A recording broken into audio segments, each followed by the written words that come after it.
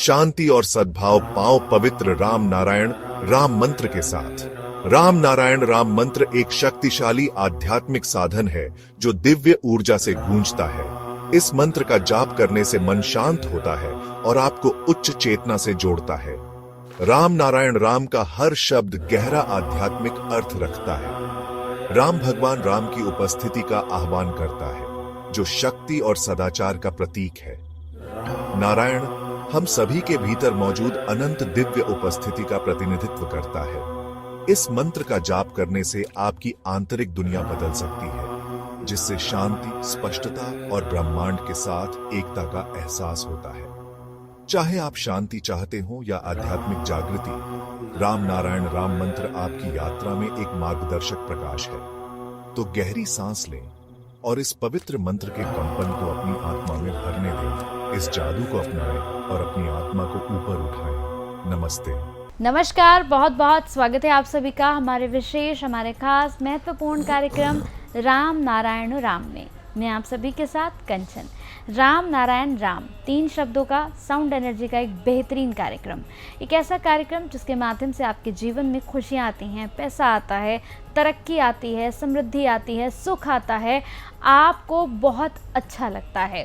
अगर आपके जीवन में ऐसी कोई भी परेशानी है और आप इस कार्यक्रम को देख रहे हैं तो अंत तक देखिएगा और जुड़िएगा ज़रूर। कार्यक्रम को शुरू कर रही हूँ, हमारे साथ संतान दल के प्रेसिडेंट शंकर सरकार जी हैं। बहुत बहुत स्वागत है प्रेसिडेंट आपका। राम नारायण राम।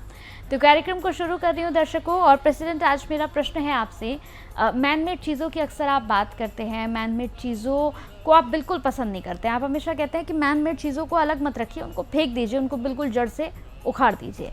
लेकिन धर्म को मैन मेड क्यों कहा जाता है प्रेसिडेंट? क्योंकि धर्म को भी तो कहते हैं कि धर्म जो है वो मैन मेड ही है, इसे भी तो लोगों ने ही बनाया है। इस पर आपके विचार क्या हैं? मेरा घर वाला आदमी शरीफ लेके गया था, तो हम लोग राजस्थान घूम घूम के आदमी शरीफ आ गया। मेरा पिताजी था, वो फ्रीडम फाइटर था। वो आदमी शरीफ में जो मज़ार था उसमें लेके गया था। तो पापा एक बंदा को बोला, भाई हमको चादर चढ़ाना है। तो हम सोचा भाई चादर क्या है, क्या करेंगे, क्या काम कर रहा है मेरा पिताजी। मेरा चिंतन छोटा था, तो चादर पहले से ही खरीद करके बैग के अंदर डाल के लेके गया। तो वहाँ चादर चढ़ाने के लिए उनको बोलता, तुम दूर खड़ा हो जाओ, हम ऐसा टच करके हम बाहर रख दे, बाद में हम चढ़ाएंगे।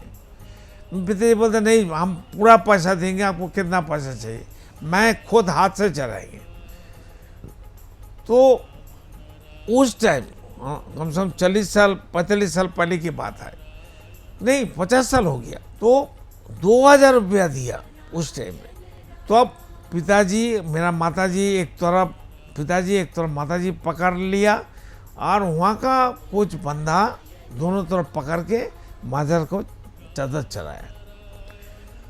तो देखो माजार में उस टाइम हमको अभी भी याद है, भूला नहीं है, ये इतना कीमती चादर पापा हमारा घर में बिस्तर में नहीं डाला है आज तक।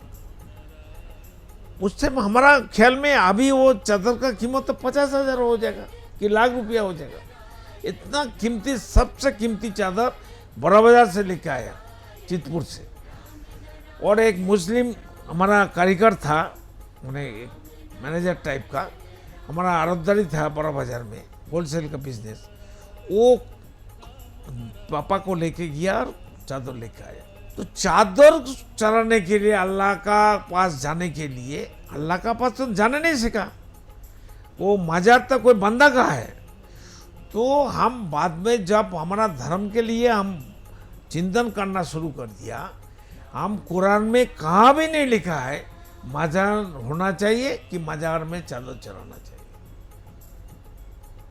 फिर हम मंदिर में गया, कालीघाट मंदिर में, उसमें भी एक खेल है, अगर वीआईपी गेट से जाएगा तो उस टाइम 500 रुपया देने से वीआईपी गेट से लेके जाएगा, नहीं तो हजारों लोग का पीछे आपको खड़ा होना पड़ेगा। तो मैंने पूछा, पापा 500 रुपया देके अगर वीआईपी का पास जाना है तो उनको पूछो, आपका माँ काली भगवान है, देवता है, देवी है, वो हम गेट का बाहर खड़ा है, उन माँ काली को आने के लिए मेरे पास कितना रुपया चाहिए? पिताजी बोलते तू क्या बात करती है? बोला हाँ, आप सोचो ना, उस टाइम इतना छोटा था, 10-12 साल का उम्र है मेरा, कि 15 साल होगा, याद नहीं है। तो कालीघाट मंदिर प्रसिद्ध है, बहुत प्रतिष्ठित है। तो मैं पापा का बोला, आप जाइए, पंडित को पूछिए, पंडा को पूछिए, पापा माँ देवी को बोलिए, माँ काली को बोलिए, हम बाहर खड़ा है, मेरे पास आने के लिए माँ काली को कितना पैसा चाहिए, इतना पैसा आप दे दीजिए, हम यहाँ ही रहेंगे, आंदान नहीं जाएंगे, 500 रुपया देके वीआईपी गेट से नहीं जाएंगे। माँ काली को बोलिए हमारा पास आने के लिए, हमारा दर्शन देने के लिए कितना पैसा चाहिए। पापा बोलता है तो क्या बात करता है बेटा? बोला हाँ पापा, ये सही बात है। अब क्या कर रहे हैं? फिर एक वो बोली देता है ना छाक शिशु को, वो खरीद करके लेकर आया। तो हम क्या किया, पापा इसको क्यों मानना है, ये क्या काम किया है? वो आगे 4-5 तो ऐसा बलि दिया है, क्या बोलते हैं हिंदी में? बलि कहते हैं। बलि कहते हैं। और देखो कितना रोती है, पापा छोड़ दीजिए। पापा बोलता तू कहती है छोड़ देना, तो तू जा, तू खुद छोड़ दे। हम छोड़ दिया। तो 5 पांडा भाग के गया, उसको उठा के लेके फिर दोबारा बेच दिया। तो उनका पापा भी ऐसा बुर्बक थे, हम जितना होशियार थे, पापा क्यों बुर्बक थे, हम वही सोचते सोचते हमारा दिमाग खराब हो गया। अगर सबका बुजुर्ग लोग बुर्बक है, पागल है, उन्माद है, अनएडुकेटेड है, एडुकेट होते हुए फिर हम बेटे होते हुए कैसा काम कर रहे थे। तो सभी धर्म का ठेकेदार का हम कहना चाहती हूँ, हम मस्जिद का बाहर खड़ा रहता हूँ, भाई बोलो कितना पैसा देना है, अल्लाह को लेके मेरे सामने खड़ा कर दो, भगवान को लेके मेरा मंदिर का बाहर हम खड़ा है, तुम ला के दिखाओ, गॉड को कितना पैसा चाहिए, हम लाखों लाखों करोड़ रुपया देने के लिए तैयार है, तुम हमको गॉड को ला के हमारे सामने खड़ा करो। कोई कर सकेगा? ये हमारा चिंतन है। तो हर बंदा को सोचना चाहिए जी, ये सब बुर्बक वाला मैन मेड धर्म सही है कि झूठ है। अगर किसी को भगवान का दर्शन मिलता है, अल्लाह का दर्शन मिलता है, मेरे को क्यों नहीं मिलेगा? जो रामकृष्ण परमहंस देव है, विवेकानंद उसका चेला था। तो विवेकानंद क्या बताया था अमेरिका शिकागो जाके, I am coming from Hindu religion but we are all coming from universe, we are all universe का रिप्रेजेंटेटिव हूँ। ये तो बात नहीं बताया अमेरिका ने, अमेरिका जाके विवेकानंद ने। तो विवेकानंद भी भगवान बन गया, पागल रामकृष्ण वो भी भगवान बन गया। कितना बेवकूफ है मैनमेड धर्म का। अगर महाकाली रामकृष्ण परमहंस से प्रसाद खाया, संदेश खाया, तो मेरा हाथ से क्यों नहीं खाएगा? मैं उनका बच्चा नहीं हूँ, उनका परिवार का सदस्य नहीं हूँ, उनका सब कुछ हो सकता है। रामकृष्ण देव अगर भगवान है, हम के लाचार है, हमारा कोई कीमत नहीं है प्रकृति में, हम प्रकृति का एक जरिया नहीं है, हम प्रकृति का एक पार्ट नहीं है, हम प्रकृति का अंशदार नहीं है। हम हमारा पिता माता और महाकाली का पिता माता, विवेकानंद का माता पिता, आदि माता पिता, रामकृष्ण का आदि माता पिता, हमारा आदि माता पिता आसमान नहीं है, प्रकृति नहीं है। तो ये बेवकूफ वाला मैनमेड धर्म कितना दिन चलेगा, कितना दिन रहेगा, क्यों रहेगा, कोई इंसान इनके बारे में खुल के बात नहीं करता है। धर्म एक बिजनेस, व्यवसाय हो गया, बिजनेस हो गया। और पॉलिटिकल पार्टी एक business, common platform private limited company हो गया। सभी एजुकेशन एक बिजनेस हो गया, सभी मेडिकल सेंटर बिजनेस हो गया। इसलिए हर मैनमेड चीज इसलिए बना हुआ है, क्यों मैनमेड? व्यक्ति मालिकाना है। जब तक व्यक्ति मालिकाना धरती से नहीं हटाएगा, 800 करोड़ मनुष्य सारे कंट्री मिलके सभी मनुष्य मिल के बैठ के सोच के देखो जी व्यक्ति मालिकाना हमारा हर बीमारी हर समस्या का जड़ है, इसको उठा के फेंकना चाहिए। जब व्यक्ति मालिकाना हट जाएगा, ना पॉलिटिकल पार्टी रहेगा, ना मेडिकल की जरूरत होगा। अरे बीमारी क्यों आएगा? बीमारी ना हो इसके बारे में कोई रिसर्च नहीं है। बीमारी के लिए दवाई है, फैक्ट्री है, मेडिसिन फैक्ट्री है, डॉक्टर है। तो कोई तो बंदा पढ़े लिखे बंदा ये नहीं बताता है हमारा बीमारी क्यों होगा। हम जब पैदा हुआ, सभी मनुष्य जब पैदा हुआ, कोई बीमारी लेके पैदा नहीं हुआ। एक दो बच्चा ऐसा होता है, क्यों? माँ का पिता का बर्बादी का कारण वो बच्चा ऐसा हो जाता है। लेकिन 99.99% बच्चा कोई बीमारी लेके पैदा नहीं होता है। और जब बीमारी होता है, क्यों होता है, इसके बारे में कोई रिसर्च, कोई गवेषणा, कोई चिंतन, कोई बैठक, कोई समस्या का समाधान करने के लिए कोई आगे नहीं बढ़ा है। इसलिए हम बताता हूं, ओनली फॉर मेडिटेशन, एक ही चिंतन, एक ही सोच, एक ही कर्म, एक ही धर्म, एक ही भावना होना चाहिए। Only for meditation. हर रोज आप लोग बैठ के आंख बंद करके रात को बैठ के बिस्तर में बैठ जाइए, मच्छरदानी डाल दीजिए, छोटा लाइट जलाइए और बैठ के सोचिए। अगर राम नाम करने के लिए आपको शर्म आता है तो मत बोलिए, बोलिए मैं कौन हूँ, मैं कौन हूँ, मैं कौन हूँ। आपका अंदर से ही आपको आवाज़ देगा हम कौन है, कहाँ जाएंगे, मरने के बाद हमको क्या करना चाहिए। विवेक तो बताता है।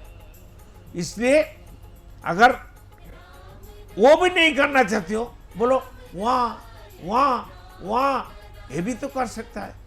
अगर राम नाम करना चाहते हो वो भी कर सकता है। राम नाम बात करता है, राम नाम भाग के आता है, राम नाम आपका दास है, राम नाम सेवक है, राम नाम सर्वेंट है, राम नाम सोचता है, राम नाम गॉड है, सर्वशक्तिमान है। इसलिए संतान दल घर घर में सबको बताओ, प्रकृति का संतान हूँ, इसलिए हम लोग संतान दल है। एक ही झंडा है, एक ही संविधान है, प्रकृति का संविधान, आसमान का संविधान, और उनका जो सोच, कॉन्सेप्ट, सैक्रिफाइस, उनका जो गुनागुण है, उनका जो भाषा है, उनका जो वस्तुवाद है, वही हमारा धर्म होना चाहिए। वस्तुवाद ही हमारा धर्म है। कोई वस्तु को छोड़ के, कोई जीव प्राणी उद्भिद की पतंगों को छोड़ के, अणु परमाणु डस्ट पार्टिकल छोड़ के हमारा धर्म नहीं हो सकता है। धर्म एग्जिस्टिंग है, धर्म जन्म से आगे से अभी भी है, बाद में भी रहेगा। आसमान को कोई पैदा नहीं किया, आसमान पहले भी था, अभी भी है, बाद में भी रहेगा। जितना तारे नक्षत्र है ये एक दिन सब एक एक करके खत्म हो जाएगा, फिर नया तारे नक्षत्र सूरज आ जाएगा। ये जो आसमान में हमारा सूरज है सेवक बन के, ये भी एक दिन खत्म हो जाएगा, फिर नया सूरज आ जाएगा। ऑलरेडी दूरबीन से देखने बोलिए साइंटिस्ट लोग को, सूरज का बाजू में छोटा सा सूरज आ चुके हैं। इनका इंगित है, सिग्नल है, जो सूरज अभी एग्जिस्टिंग है ये एक दिन खत्म होने वाला है। लाखों साल हो और 50,000 साल हो, फिर वो जो नया सूरज वो धीरे धीरे बड़ा सूरज बन जाएगा। धरती का नेक्स्ट जनरेशन को वो रक्षा करेगा, सेवा करेगा, उनको सर्विस देगा, उनको सिखाएगा और पकड़ के रखेगा।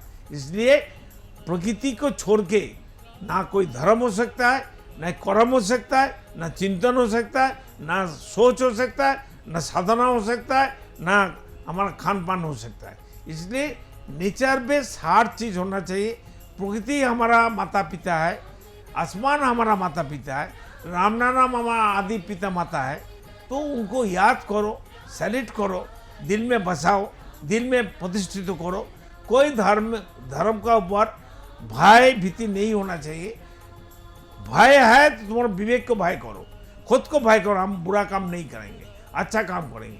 कोई बंदा दिल खुल के सही बात सही ढंग से आवाज से नहीं आज तक बताया, जो संतन दल का हम लोग बताते हैं। जो मेरा महागुरु बताया बालक ब्रह्मचारी, ये बालक ब्रह्मचारी जवाहरलाल नेहरू को बोला था आप पूछा है नेताजी कहाँ हैं, नेताजी को बोलिए ना, अभी हम लाके आपका सामने खड़ा कर देंगे। नेताजी को भगाने के लिए आपका हाथ नहीं था, जवाहरलाल का हाथ नहीं था, ब्रिटिश का हाथ नहीं था। तो इसलिए अगर नेताजी नहीं होता तो भारत का फ्रीडम नहीं मिलने वाला है। तो देश टूट गया धर्म का ऊपर, वही धर्म का चक्कर अभी भी एग्जिस्टिंग है, उग्रपंथी बना है, एक के बाद एक बुरा चीज हो रहा है। इसलिए जितना धर्म का चक्कर है इसको हटाओ और सभी उग्रपंथी को खड़ा करके गोली करके मार दो, चाहे कोई भी जाति का हो, कोई भी मजहब का हो, हमको देखने का जरूरत नहीं है। उग्रपंथी का धर्म नहीं होता है, न जाति होता है, ना वो इंसान होता है। उनको पहले मारो, खत्म करो। हम आपका साथ है, हमारा मरना है तो मैं पहले मरूंगा, मैं खड़ा है आप लोग के लिए। इसलिए धरती को रक्षा करना सबका धर्म है, नीति है, आदर्श है। खुद को रक्षा करना हमारा धर्म है, खुद जियो और दूसरों को जीने दो, इसके आगे और कुछ नहीं हो सकता है। राम नाम। बिल्कुल, और संतान दल का यही उद्देश्य है। संतान दल हमेशा आपकी रक्षा के लिए, हमेशा आपको सपोर्ट करने के लिए, हमेशा आपके लिए बेहतर करने के लिए खड़ा हुआ है, आपको बचाव करने के लिए खड़ा हुआ है। संतान दल हमेशा आपके लिए बेहतर, आपके लिए अच्छा, आपके लिए बहुत बहुत ही ज़्यादा अच्छा सोचता है। संतान दल हमेशा आपके साथ बिल्कुल कंधे से कंधा मिलाकर खड़ा है। अगर आप संतान दल से जुड़ना चाहते हैं, आप भी संतान दल की तरह कार्य करना चाहते हैं, तो नंबर्स पर कॉल करके संतान दल से जुड़ सकते हैं। सिर्फ ₹1 देना होगा, इससे ज़्यादा कुछ नहीं। ₹1 देकर आप संतान दल के मेंबर बन सकते हैं और संतान दल के इन विचारों को और भी आगे बढ़ा सकते हैं। तो चलिए फिर वक्त हो चला है आपसे विदा लेने का। अगले एपिसोड में फिर मुलाकात होगी, एक और ख़ास विषय पर हम ज़रूर चर्चा करेंगे। तब तक के लिए मुझे दें इजाज़त। बहुत बहुत धन्यवाद आपका प्रेसिडेंट। राम नारायण राम। देखिए कार्यक्रम राम नारायण राम प्रतिदिन प्रातः 6:40 से साधना टीवी पर एवं सोमवार से शनिवार प्रातः 7:30 से व रविवार प्रातः 7:50 से एवं रात्रि 10:30 से ईश्वर टीवी पर एवं प्रातः 7:30 से साधना प्लस पर एवं प्रातः 10:30 से हर खबर न्यूज पर एवं रात्रि 8:30 से आर्यन टीवी पर। पृथ्वी पर मौजूद 800 करोड़ मानव ही मेरा समस्त परिवार है। आप भी जुड़े अपने इस परिवार संतान दल से। संसार में धर्म के नाम पर जो व्यापार हो रहा है, उस व्यापार से बचने और धर्म का सही आधार क्या है, ये जानने के लिए आप भी जुड़े संतान दल से। पृथ्वी, आकाश, जल, सूर्य और वायु, इन सभी पर किसी का मालिकाना हक नहीं है। प्रकृति हम सभी की है, हम सभी इसका हिस्सा हैं। इस प्रकृति से मित्रता करने के लिए संतान दल में आपका स्वागत है। आप कौन हैं? कहां से आए हैं? अपनी आत्मीय गहराई को समझने के लिए जुड़े संतान दल से। क्या आप निराश हैं, हताश हैं, जीवन में उन्नति पाना चाहते हैं, तो आज ही जुड़े संतान दल से। मन अशांत है, क्या जीवन में दुख और परेशानियां बढ़ती जा रही हैं, तो सच्चे मन से आज ही जुड़े संतान दल से। मेरे आत्मा के आत्मीय गर्व स्वयं महाकाश राम नारायण राम के स्वरूप श्री श्री बालक ब्रह्मचारी महाराज के अमूल्य व्याख्यानों एवं तत्वों पर आधारित ये धार्मिक ग्रंथ आदि वेद उन्हीं की परम कृपा से जनगण एवं समस्त प्राणी जगत की मुक्ति के उद्देश्य से श्रेष्ठ सेवा के रूप में समर्पित करता हूँ। शंकर सरकार।